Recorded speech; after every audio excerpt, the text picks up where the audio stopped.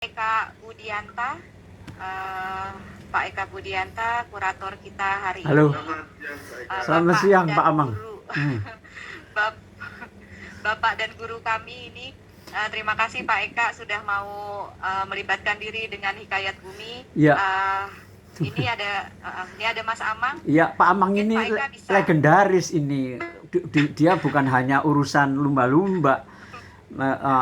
Dari tahun 13 itu sudah jadi berita di mana-mana. Setiap kali ada penangkapan, ada usaha memulangkan ikan paus ke laut, itu menarik sekali. Selalu Amang diingatkan. Tadi memang betul ada 3 masalah yang kita harus hadapi dalam urusan lumba-lumba ini. Yang pertama memang eksploitasi.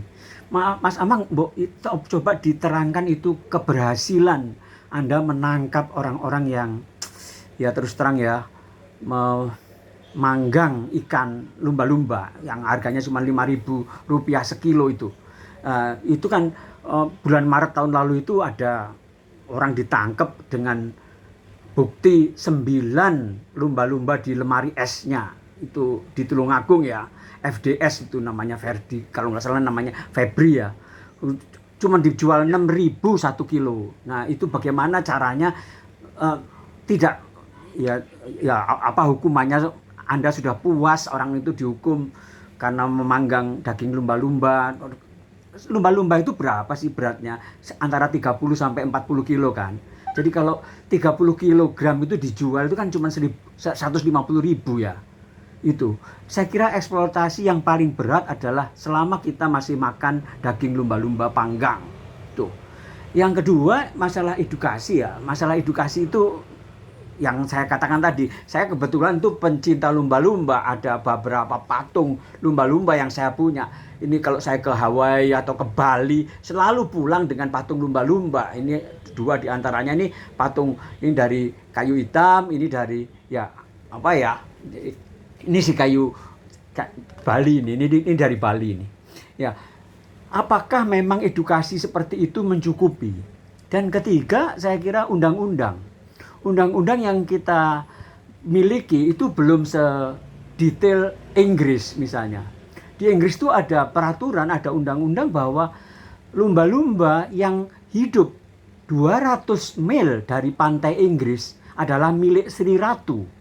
Jadi undang-undang itu mengamanatkan bahwa semua lumba-lumba yang ketahuan, apalagi ditangkap 200 mil dari pantai Inggris, itu bisa dihukum berat karena lumba-lumba itu dinyatakan milik raja atau ratu Inggris. Nah, apakah di Indonesia bisa diterapkan undang-undang karena lumba-lumba ini perannya besar ya? Bagaimana sebagai pemandu, sebagai ya banyaklah yang tadi diceritakan oleh Mas Ojan itu bagus sekali, sebagai pelindung bahkan penyelamat. Kalau ada orang tertangkap di genangan minyak, lumba-lumba bisa menolong. Kalau ada ikan pari, bahkan tadi dikatakan oleh Mas Ojan, terjebak di minyak juga bisa ditolong oleh kawanan lumba-lumba. Dan Anda mempunyai reputasi besar. Ada 2 tahun lalu ya 35 ekor lumba-lumba yang terdampar itu, 25 atau mungkin lebih dari 25 berhasil diselamatkan dengan perahu-perahu ke lautan. Silakan Mas Amang, saya ingin dengar ceritanya 3 hal itu. Terutama lumba-lumba panggang. Bagaimana cara kita mengatasinya, melawan penggemar lumba-lumba panggang itu? Jadi gini, seperti kita ketahui tadi ya, 2/3 wilayah kita itu lautan. Berarti fungsinya besar, lumba-lumba fungsinya besar. Dia penyubur koral dan segala macam. Penghasil oksigen terbesar itu bukan hutan, tapi laut. Penghasil oksigen terbesar. Dari situ kalau dikalkulasi dengan apa yang terjadi itu di Tulungagung, nggak sebanding. Jenis steamer itu paling 40-50 kilo dengan harga 6.000 sampai 10.000 berapa yang didapat, tapi kerugian ekologisnya sangat besar. Nah makanya lama kami masuk di situ, itu sekitar 2 tahun menyusuri sampai ke dia. Sampai ke dia itu 2 tahun. Jadi praktik ini udah lama sebenarnya.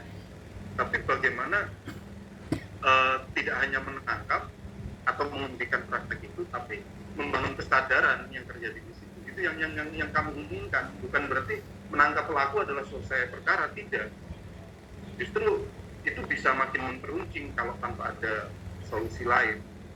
Nah, ternyata di dalamnya juga si konsumen juga tidak tahu kalau itu daging lumba, karena dia tidak menjelaskan bahwa ini lumba, tapi beberapa